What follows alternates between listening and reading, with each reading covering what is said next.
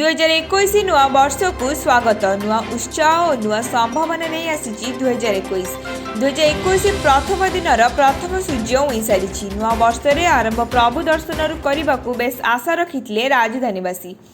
हेले कोरोना कटकणा हटि नथिबारु एथर नुआ वर्ष मंदिर खोलिनी।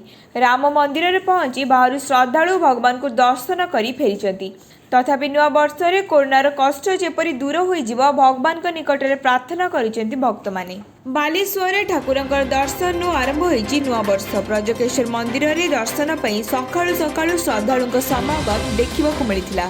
कोरोना कारण एथर अल्प संख्यार श्रद्धालु सकाळु दर्शन पर आसी। तेबे नुआ वर्ष ठाकुरंक दर्शन सह नुआ वर्ष आरंभ कर समस्त मध्य खुशी देखा मिली। नुआ वर्षर आरंभ महाप्रभु दर्शन करने को भक्तों मध्य बेस आशा रही। तेबे कोरोना कटकणा कारण चलित वर्ष एथुर वंचित होबाकु पड़ी।